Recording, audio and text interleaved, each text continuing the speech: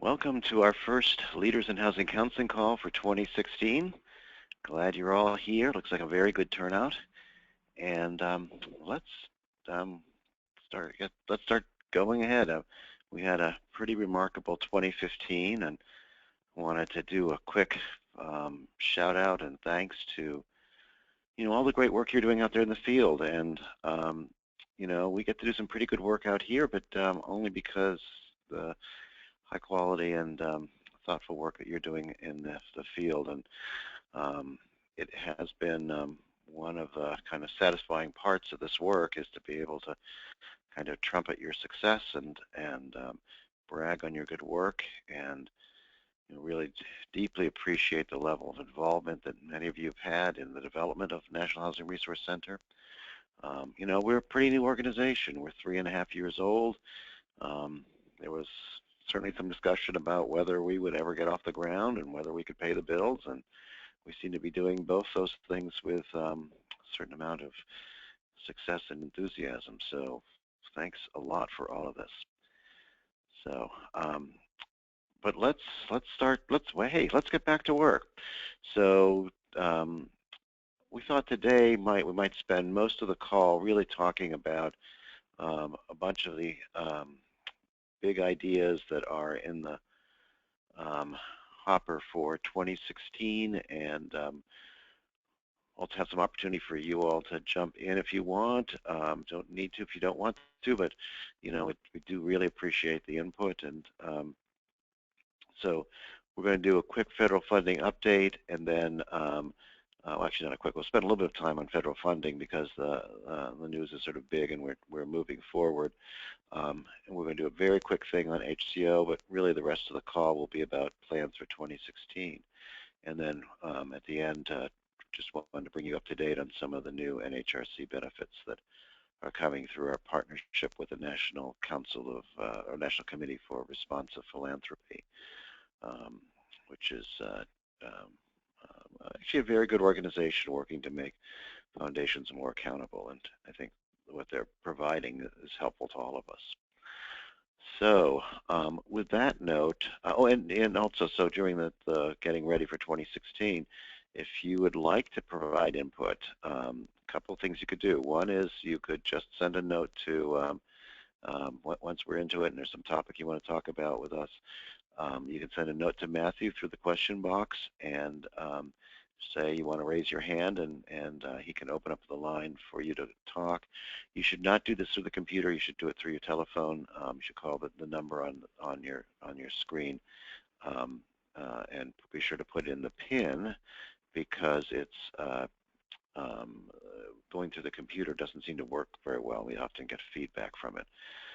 And then, or you could write into the question box and your thoughts, and Matthew will be glad to put those in as well.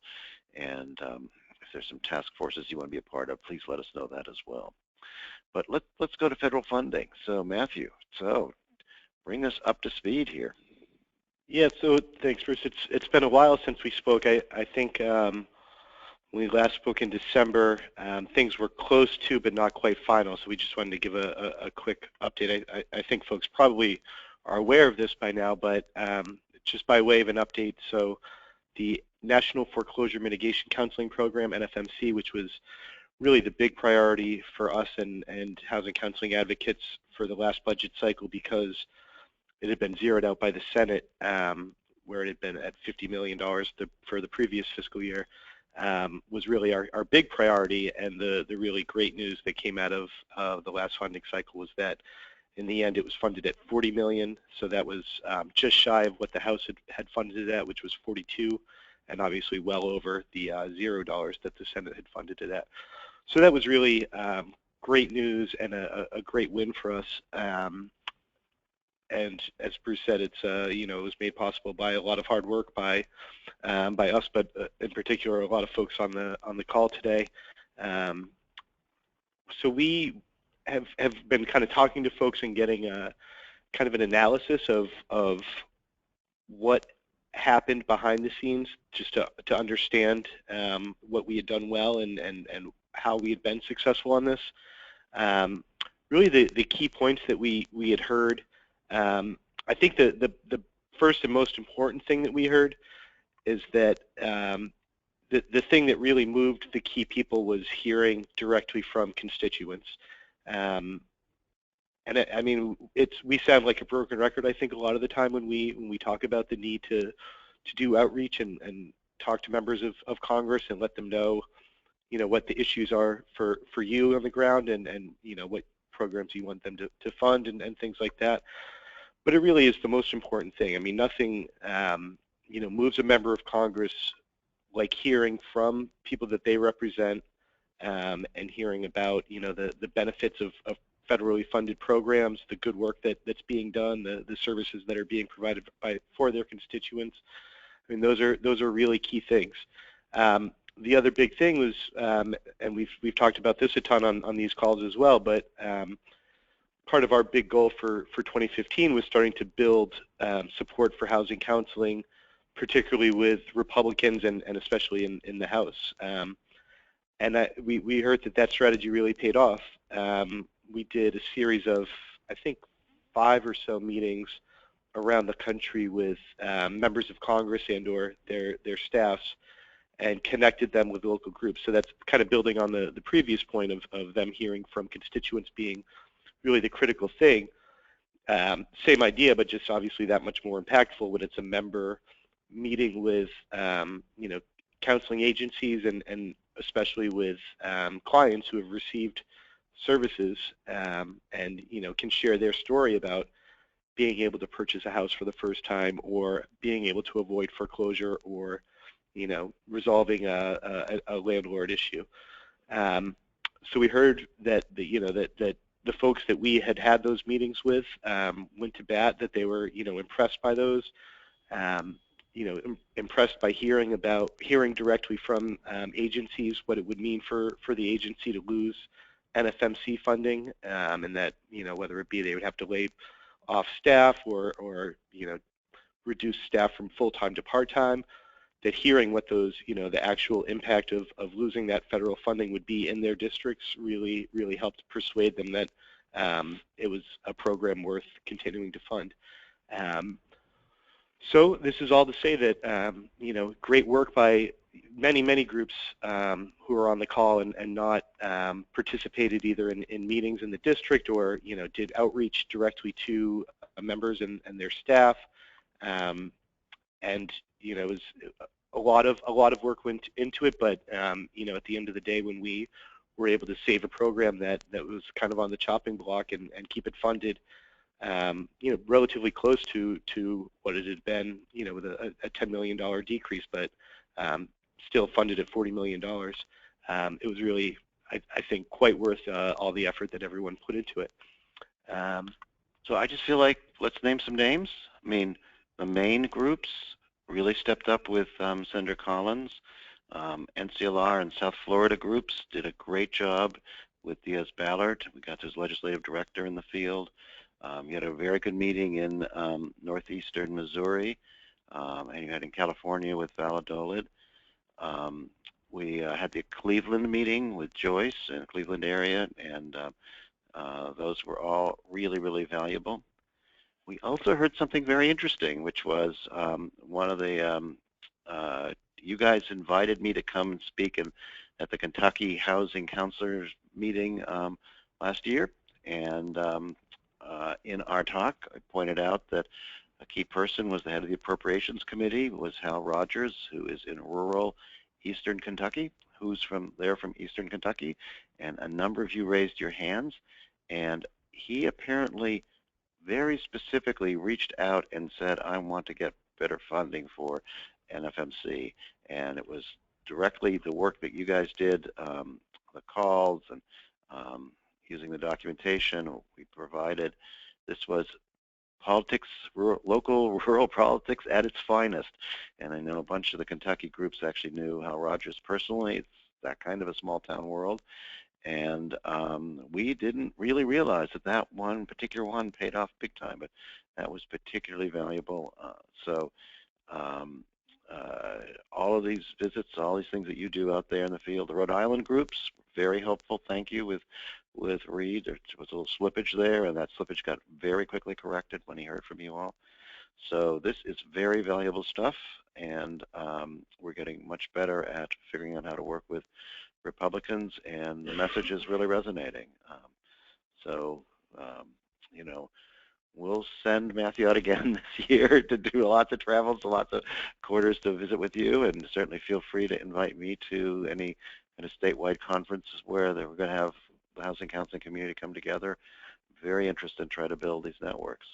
This is what's working and why we are not losing funding in the way that many programs are. Back to you, Matthew. I'm sorry to cut in on you, but it seemed like everyone was trumpeting their horns. Absolutely. I think I had said everything I wanted to say. I mean, the only other thing to mention is that because of how drawn out the last budget cycle was, with a budget not being agreed to until the middle of December, we're actually now right back into the middle of, well, we're at the beginning now, but really already into the budget cycle for FY 2017. So yeah, no rest on it. So we're beginning already. We've already begun having conversations with folks, and our goal obviously will be to secure as much funding as possible for housing counseling for the coming fiscal year. Yeah, and we expect the President's budget will be out, what, February 4th? February 9th. February 9th, okay. Well, there you go. So, and once that's announced, that gives a bit of a framework. We will, I'm sure, do the annual letter that we do every year to Congress about housing counseling funding, which last year was the first year we got all 50 states signed on and 500 groups. So we'll want to match that again this year. And we will we'll be working early, because one of the pieces of good news is that the budget deal that was worked out between the administration and Congress really set the numbers for not just the current year, but for this upcoming year as well. So that means that some of these pieces are not going to be as difficult as last year, and we think the process may move a little bit quicker, though there's still some hints that, so it may be that we get bills passed and we have a regular funding cycle, though apparently there is some talk still that we'll still be in CRs just because of the politics of budgeting are so difficult. But as Matthew said, the strategy, I mean, there's this whole question of HUD housing counseling funding being the permanent long-term and NFMC being the short-term, trying to balance them out and make sure that we end up with the collective amount being in the best position possible. And that'll be the tricky thing. We'll talk a lot about this during the course of the year. But we'll also be leaning on you heavily to do the outreach to these congressional offices. This has really worked, and our job this year will be to maintain what we've got and expand the number of legislative offices that we're working with, especially in the appropriations process. Good. So any other thoughts you want on that, Matthew? Nope, that's all I've got. Okay, so I just wanted to congratulations on Matthew's good work here too. We ought to recognize he's really done a very impressive job. We moved from really very little, outside of Charlie Dent, any real presence with Republicans last year to being in a very good position. So congrats all around. Everybody's back is patted. Very quickly, let me just give you a quick thing on HCO. Talk to Joe Weisbord, who has been our contact at Fannie Mae.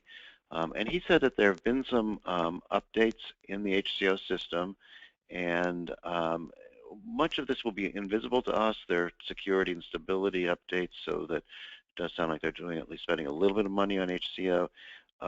But what was interesting was that they've emphasized a lot to improve the performance of the help desk. So their thinking is that the help desk is going to be doing a better job than it has been. So those of you who use HCO should use the help desk, and let's figure out if in fact it is working better. And Fannie had committed to work with a couple groups that were having problems in the reporting field with HCOs. That's one of the areas there was so much difficulty. And they've had a team of people working with these offices to see what needs to be improved and whether there are training issues versus technology issues in here. And so we'll follow that pretty closely. As you know, we have an HCO kind of working group, and I'll send a note to them about the updates as well, just to make sure people are on top of it. But the key thing is the help desk, in fact, doing better, and if not, what are the problems? We have we submitted a list to them last year of your stuff, and really, instead of trying to organize it and put it into a framework, we just gave them the raw data, the raw comments that you had, and this seemed to be very helpful to Fannie, and it's helpful on two levels. One, it obviously specifies what the problems are, but the second one was it helped those people who were looking inside Fannie to get HCO to the next level, to really help them focus on that this is not a well-functioning system and needs to be improved.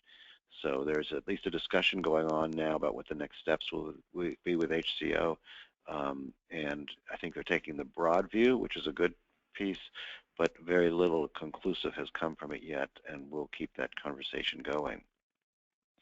But I think in the future we're going to try to do a little bit more with this raw data thing, where we just take your comments, and at the time we didn't realize we were going to just hand it raw over to Fannie, so we had to go back and ask for people's permission.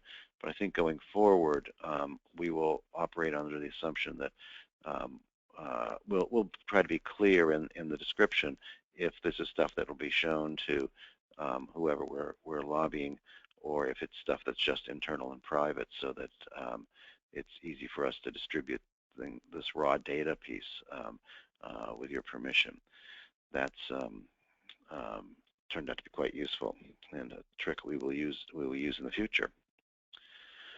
Okay, so looks like we have a great turnout on the call today. So welcome everybody to 2016. We have a lot of work to do. And I think what I thought is I would just sort of chat a little bit about some of the issues that are in the hopper and what we're thinking about. And really, I'd be very interested if you would feel like there's something you want to weigh in on, whether I've gotten to it on the list or not. So, rental counseling's like 4 bullet points down, but you could weigh in now and just send a note to Matthew if you want to talk on the phone with us, and we can patch in. Again, please use the telephone number rather than calling through your computer. For some reason, as sophisticated as GoToMeeting is, it's not. There's horrible feedback that happens on some of the computer online calls. So just use the telephone number. Be sure to put in the PIN and pound, and when you're ready, Matthew can open you up for discussion. But with that note, let me just start talking about what we see as kind of big ideas, some of them blue sky, some of them deep already in the policy conversation, but kind of the broad range of things that we're parts of conversations with, and would love to get your participation and help. And also people volunteering for working groups and task forces, and saying we should have a task force on this is really a helpful thing. I'll mention the task forces that we're thinking about for this upcoming year, and last year, or I guess a little longer ago, we had the HUD task force, which was a huge success, and we're working on others as we speak. All right, so elevating housing counseling with the public. So our strategy has been to try to get the administration to embrace this idea, and really the White House to embrace this idea. We will be meeting with Mike Stegman from the NEC. He's the senior housing policy person. We will, and we're having a meeting with all the federal agencies jointly with him I will raise this again. You know, we've had some interesting conversations. So Simone Griffin at Home Free really has argued that we should try to use social media more and have maybe get tied into what the White House does in social media to try to create a greater ripple effect. There's been some ideas about, can we create events around Fair Housing Month and Home Ownership Month and have White House convening? Can we reinvigorate the Champions for Change for a new round of housing counselors to be nominated and elected? Partly the idea is to do things that capture the media, capture social media, capture broadcast media, that get to more mainstream the idea of housing counseling being around. We have also put together a list of, I think there's now 15 or so groups on it, that are going to experiment with Google AdWords, and so we'll inaugurate a series of meetings with them. That was a very, very helpful discussion. Leah Coldham and HPN had been encouraging groups to do this. We have a good team of people ready to go and want to take advantage of the spring to make this happen. So we're running out of time in January, but I bet in February we'll have our first meetings, and well, there'll be phone calls, and hopefully we'll have more experimentation online and be able to share that with everybody, what we learn. If you're interested, shoot us an email, and we're glad to put you on the list for groups that are going to be doing this. There's no limit to how many want to. It's free. It's up to $10,000 in value that you can get each month, and there'll be lessons learned. But I feel like we are really just on the very edge of what this might mean and how it might look, and of this idea of elevating housing counseling within the public eye. And I think there's a limit of what we will get from this current administration because they're winding down in some ways. So we'll do some things that we hope will have value. But one of the other things is thinking about, is there a way to have a role for housing and housing counseling issues in the presidential elections, and most importantly, in the transition and establishment of the new administration. And we did have a good experience at the beginning of the Obama administration about how those transitions work, which I think this time around we might try to make it a little bit more operational and hopefully provide some more opportunities. And one of these will be, can the administration really embrace housing counseling in a big way? So on loss mitigation, so what does the world look like with HAMP going away and with NFMC money on the decline? Well, one big idea is this idea that if you have housing, if you have a servicer, well, let's think about it differently. Or describe it differently. So we already know that if somebody goes to housing counseling, they're more likely to get a modification. It's more likely to be deeper, and it'll be more likely to be sustainable. Why not make housing counseling the front end of the servicing industry so that people, as owner-occupants who are in trouble, go to counseling first and then go to the servicer? Is that a workable model? And we're trying to position this as the model that ought to replace HAMP. And so there's been a couple meetings convened by Treasury where we've pitched this. I think one of the barriers that we're hearing from one of the largest of the servicers who's sympathetic is that they believe that they cannot refer people who are delinquent to counseling agencies because of the various privacy laws. And we are working right now with, and Fannie Mae has raised this issue as well, and we're working with Fannie Mae and FHFA, and probably will go jointly with them to the CFPB to see if there's a clarification or an exemption that can be created to make it a routine and non-controversial thing to be able to refer people who are delinquent to counseling agencies, and to give counseling agencies the contact information so they can do outward and sympathetic outreach. And then the idea would be, how do the bills get paid? Well, in fact, there's no reason that under the current structure that servicers wouldn't then bill for the work that the counseling agency does and bill to the investor.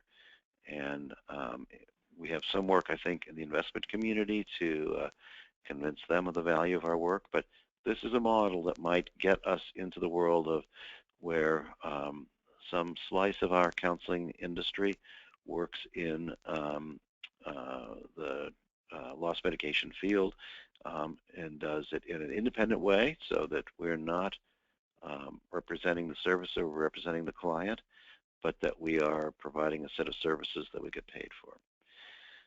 So blue sky idea, but you know, we already have some sympathizers in the conversation, got a long way to go. So Matthew, just going to pause here for a second and see if there's anybody that's weighed in, and if not, we can keep going. So far, we have, so you're about to get into integrating housing counseling into the mortgage process, I think? I am, yeah. And so maybe you can tee it up, but then Teresa Griffith would like to kind of talk about it a little bit as well. Oh, cool.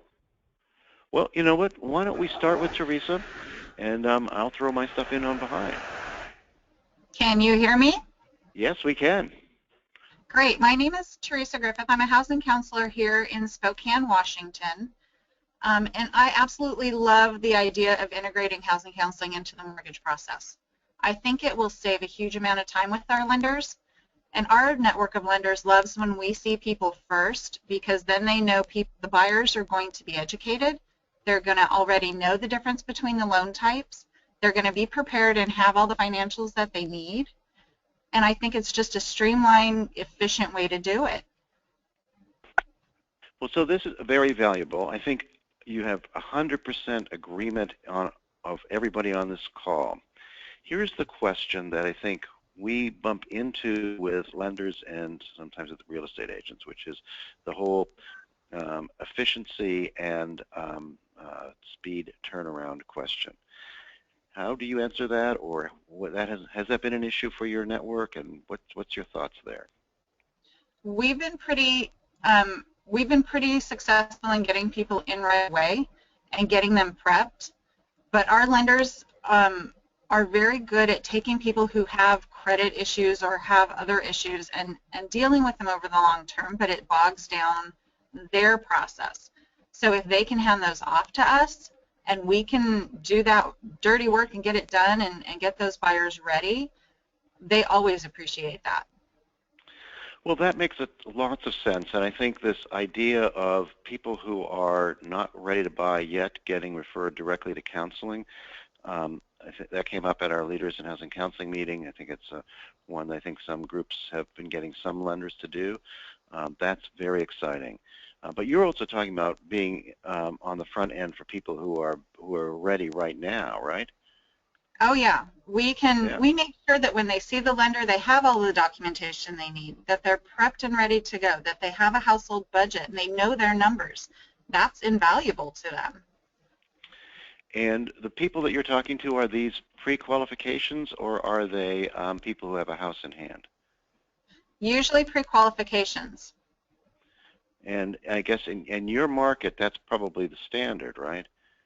That Yeah. People get, go ahead.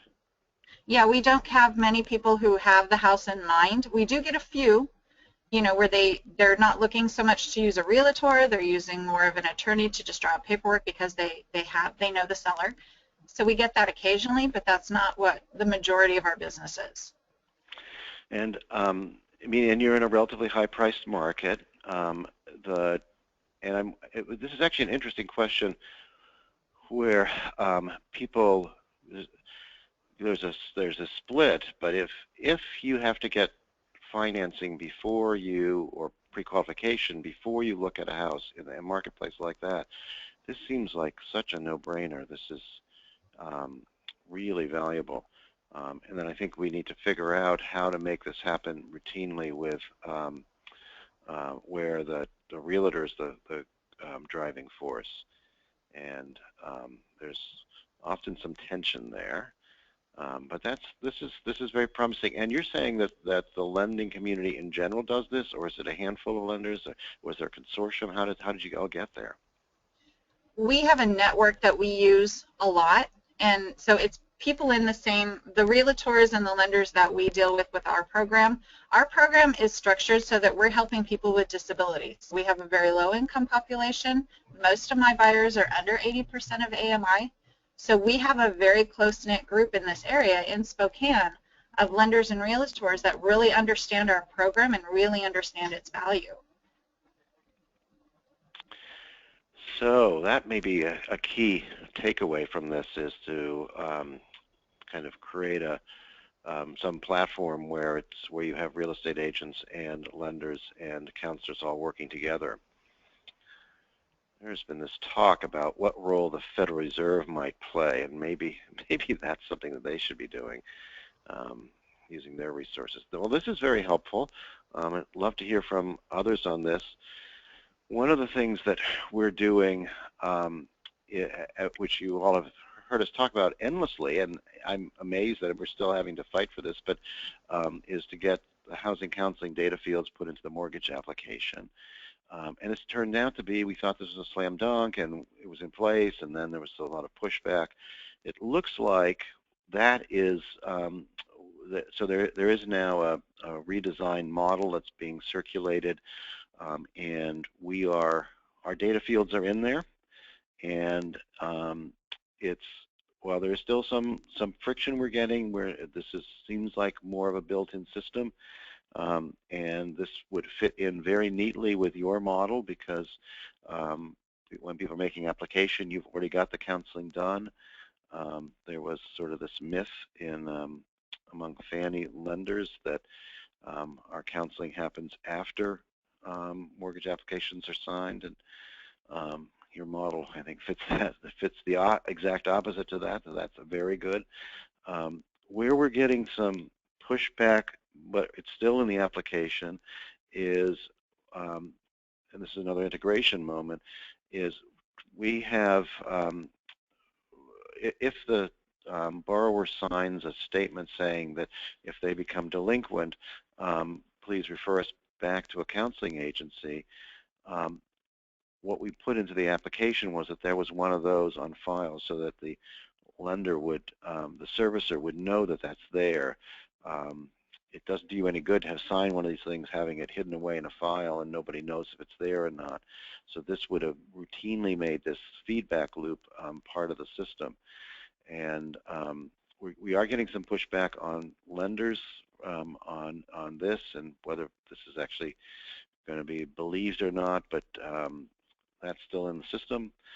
And then the third piece, which we'll talk about a little bit later, around language access, that's not in currently, and we have more work to do. I mean, we're always looking for other places and other models. So what Teresa just laid out is I think, a really good way of thinking about this, and maybe we ought to pay some attention. Well, actually, I'd be interested if there's a need to spend more time on this, maybe on a leaders call, where we can figure out what kind of local consortiums there are to build support for having people counsel before they go to the lender. So that could be another feedback topic if you want to weigh in on that. And we're certainly looking for other ways to integrate housing counseling into the mortgage process. I'm going to keep rolling here for a minute. So rental counseling. So this pops up routinely in our work. I know that a bunch of you are doing it. we actually know that there's a considerable volume of it in the 9902 reports, much more than I think people realize. And I think the question is this a topic that there's enough people willing to put the intellectual content time into developing a task force or a working group and pull together some proposals to be making to HUD and do some other things. I think there's two kind of threshold areas, and I'm not a specialist in this area, though way back when I was a young man, one of my early jobs was as a tenant organizer in Brockton, Massachusetts. So I do care about this issue, and I think what I hear from the agencies that work this area are that there's a disconnect between HUD's expectations and what the needs on the rental side are, and that the expectations are really aimed at home ownership. And then there's the second thing about what's a business model that can really get the bills paid for doing rental counseling. So it seems like we do a lot of it, but it's hard to pay the bills. And so very interested in where people have developed paying models and have that kind of thinking and conversation going on. But we would need to assemble a team of people who want to work on this area and put some real thought and work on it. We absolutely have access to HUD on this and a sympathetic ear. I have talked several times with Sarah about this and with others at HUD, and I think we could provide a huge amount of guidance and really leadership in the area. Given how big it is in our industry, some area we need to pay attention to, but we need some of you to be out in the field, help with the leadership pieces. We need to help us staff this thing out and do the discussions. It'll all be on phone, and but you know, this is a great opportunity to change the way this is all viewed. We mentioned language access, and 9% of the mortgage applicants, I guess, have language issues according to National Capacity, are not fluent in English, and at least 9%. And we have heard many problems about, continue to hear about problems about people's being taken advantage of, misled, and get into bad products. We know it was a significant piece in the predatory lending world, but we're continuing to hear about it in the foreclosure side, and I'm sure there'll be other places as well. So there's a survey that's circulating, and it's really, we're just trying to get examples of problems people have had, and we're doing this jointly with the Americans for Financial Reform and the National Consumer Law Center and NAFA, the Fair Housing Groups, and a range of other groups. And we, all we're trying to do is get anecdotes and good examples of cases where you've had people who have either been misled or confused by the fact that they're not being communicated in a language they can understand. And I'll try to, I'll certainly post that survey again on Monday. I think it's probably labeled as LEP survey or something like that on the email, but that would be a valuable one for anybody that's working in that field. We're going to the CFPB and we're going to regulators, and we will use these examples in these discussions. The other thing is, I think I mentioned this earlier, we're going to go to the CFPB to get that jointly with Fannie Mae and with FHFA to ask for a clear definition that lenders can ask people which language preference they would like to have. One of the questions that came up in this whole changing the mortgage application process was, can we legally ask this question? And because of the limitations that we try to do to prevent discrimination, and does this cross the line on national origin issues? So we think, well, if you can handle asking about HMDA data, you can certainly ask about language preference. But we needed CFPB to weigh in on this, and we're going jointly with some of the complainers to try to get that settled. Okay, so let me pause here. Matthew, we got some more things in the queue. I was just going to call on Melvin Tabilas, he said he has a few things. I assume they're language access related, but I'm not sure. Melvin, are you there? Yeah, thanks, Matt, and thanks, Bruce, for bringing up the language preference with CFPB. Yes. That's something that we definitely want to continue to push on our end. Two other things that I want to raise is that one of the things that we've been looking at is the HUD-NOFA and trying to include linguistic and cultural isolation as a priority. When they do consider groups and funding for the groups. So if to take into account the additional time and resources needed to serve LEP populations, either through translation and other things like that. The third thing I want to bring up is we're actually looking at some issues related to Native Hawaiians specifically.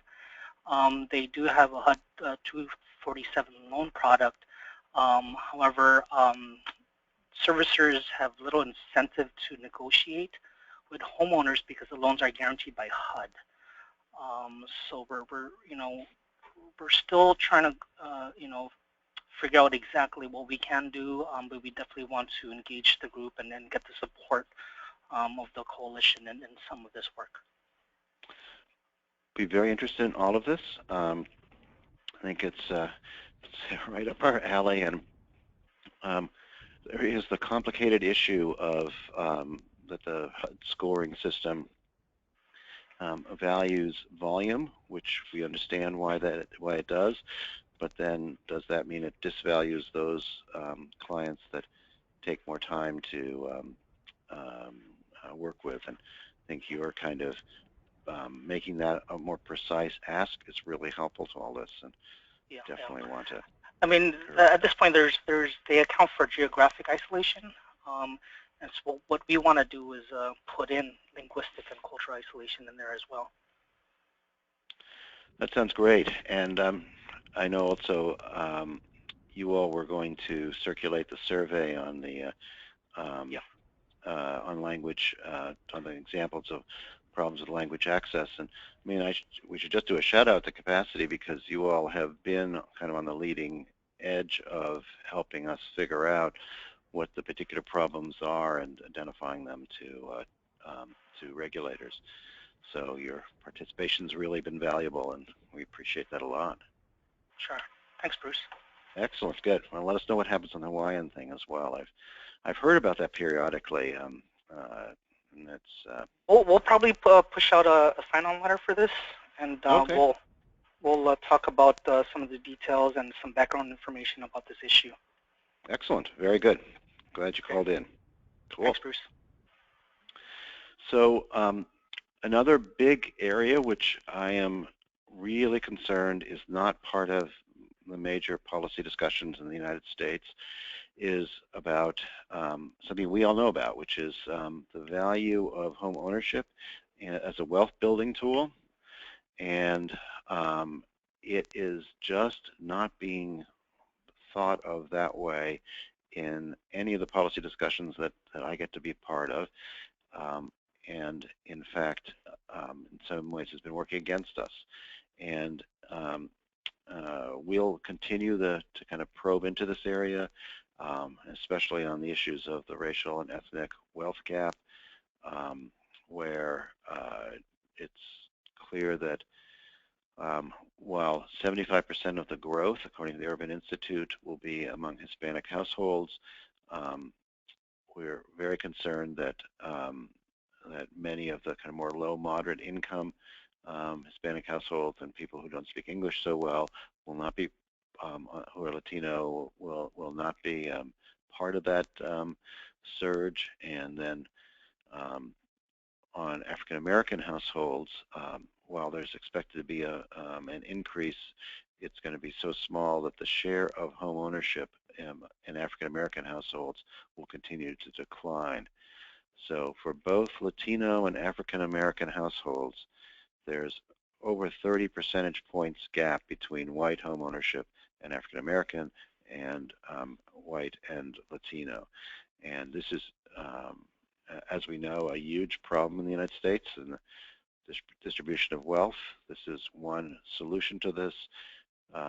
Communities of color got hurt much worse by the predatory lending scandals and by the recession and foreclosure crisis. We've lost a lot of ground, and our job is going to be to figure out how to gain some of that back. And we've got some thoughts, but not a perfect plan yet, but we will pay attention to this during the course of the year. And hopefully elevate this conversation with others as well, so we're not doing this by ourselves. Okay, so where are we at? Counseling collaboratives and networks.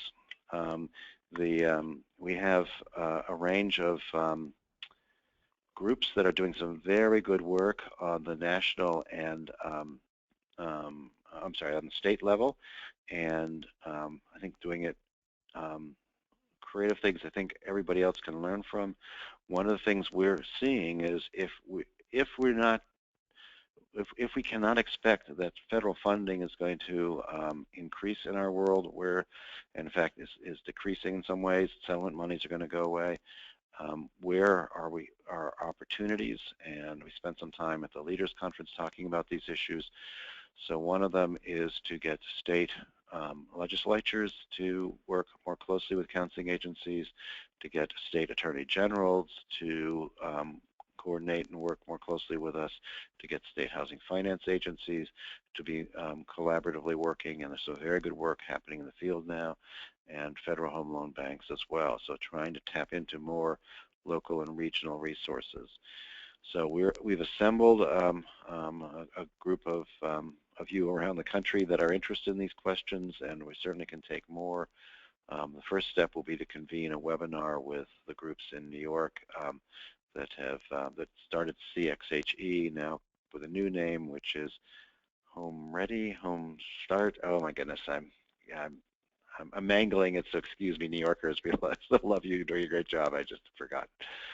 So but we'll do a webinar with them, and I know there's a flurry of things in the question box now correcting me on what the right name is, but we'll do a lot of work on collaboratives this year, and HUD's very interested in this as well, and I just think that this is a place where we should figure out, at least start laying the groundwork for more states to develop these, and for those that have them to strengthen them. Matthew. So we did hear it is HomeSmart New York. We both should have known that. HomeSmart. Oh gosh, I wasn't smart. And then I'll just share a few comments from folks. So Laura Buxbaum mentioned that because Sarah Jarik's not a political appointee, as far as we know, we expect her to continue to be around. So that's obviously important for our community to have someone who's been such a great ally and partner for us. Hopefully going forward, regardless of the change in administration. Sorry, I just need to scroll through these. Oh, someone did mention, and this is something that I need to look more into, but a Minnesota law. So you had talked about the kind of work that we're doing to try to get essentially permission for servicers to contact counseling agencies to refer clients back to them if they've become delinquent. And she said it's part of the Minnesota foreclosure prevention law that the servicers do have to do exactly that, basically, and for the counseling agency then does outreach with the client. So that was very interesting and something please that please send us a copy of that law. Just shoot us an email with a link. That would be very helpful to us. Someone else suggested, for the rental counseling, at a minimum doing a survey and asking folks what the major issues being faced are, which I think is a good idea. And we've had a few people express interest in being part of working on various issues, which we appreciate. And then I'm just going to go quickly to Ken Bigos, who had a couple ideas he wanted to share. Ken, are you there? Hello, can you hear me? Hey, Ken. Hello. So Good. a couple of suggestions as far as integrating the housing counseling in the mortgage process.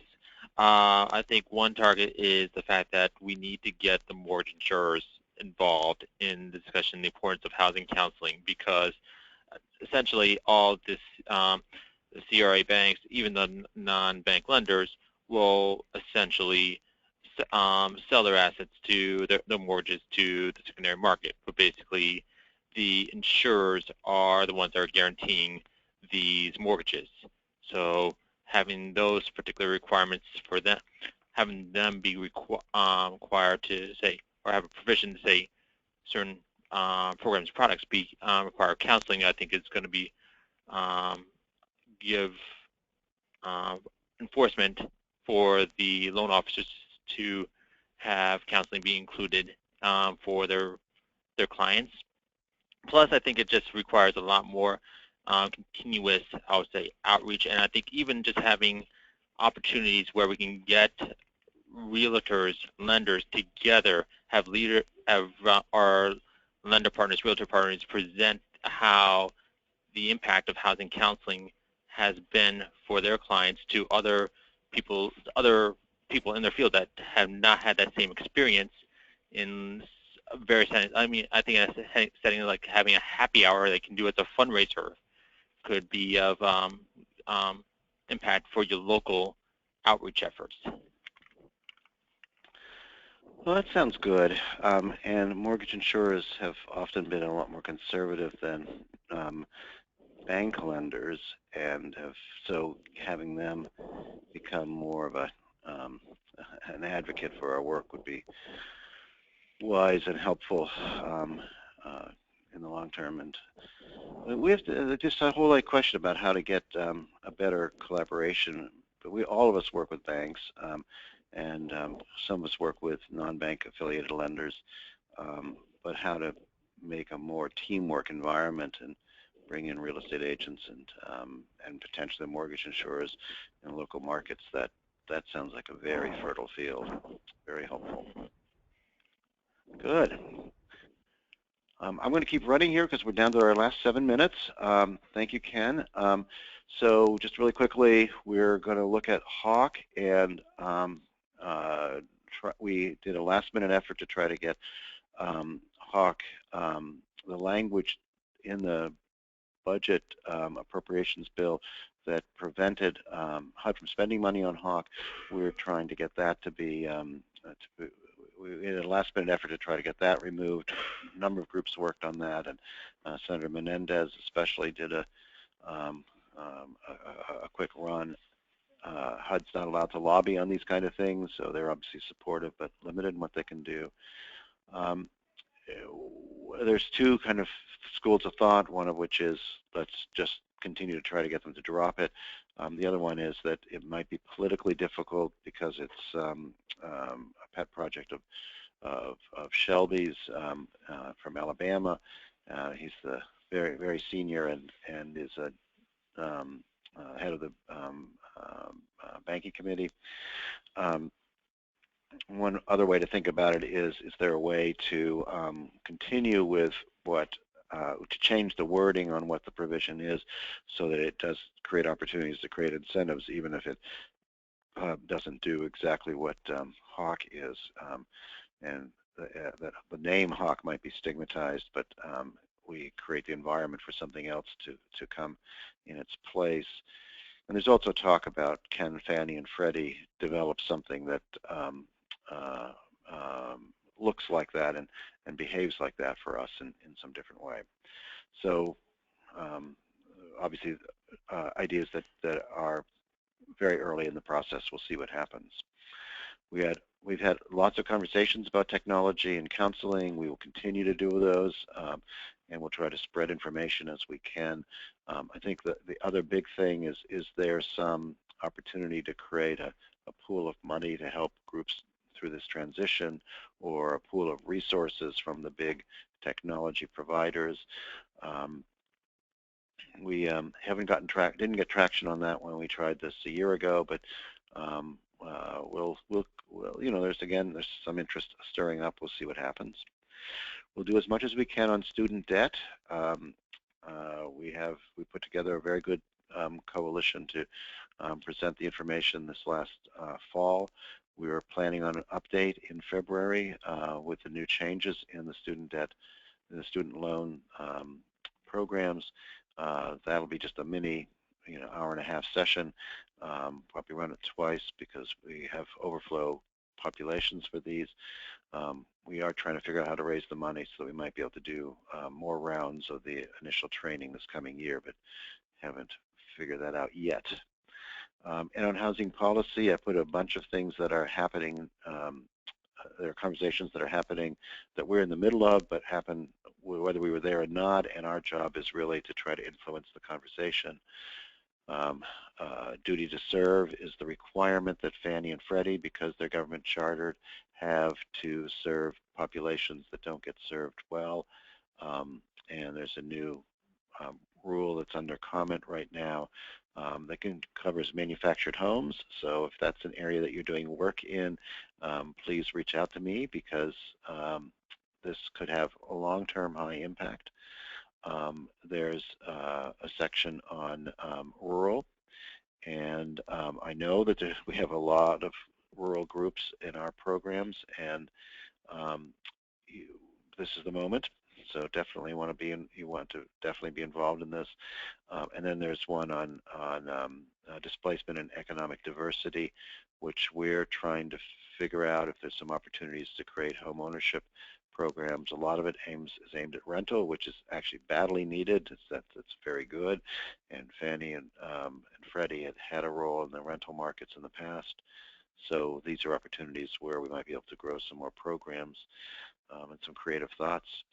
GSE reform, well, it's got to get done at some point. That's Fannie and Freddie, and they have to get restructured. They can't permanently be in a conservatorship as they are.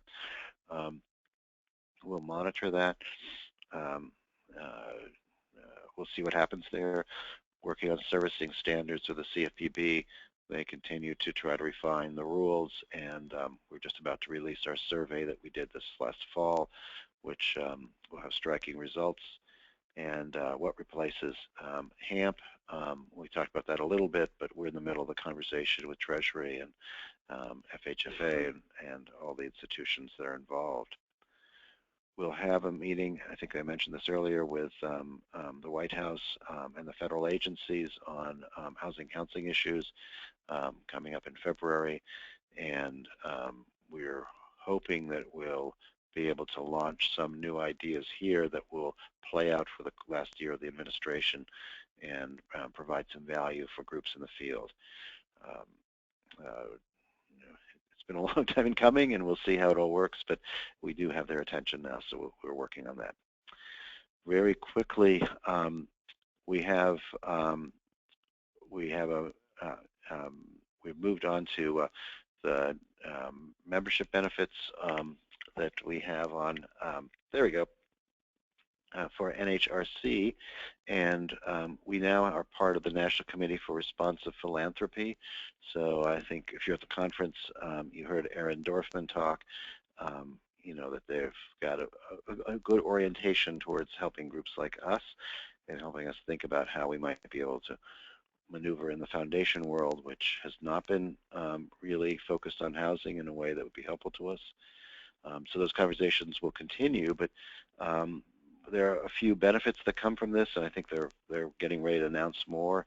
So we've just tested out the directors and officers insurance, and I have a small nonprofit that owns our office building. We just used them and are saving about $300 on our direct D&O insurance. It's very good coverage. I had it checked by other insurance agent who's kind of a senior guy in the field, and a very good company, Hanover, that provides it. So this might be a way that if you're a member of NHRC may benefit you financially, and may be a reason for some groups to join. Also, the foundation directory, that big thick book that you used to have to go to the library for and is now online.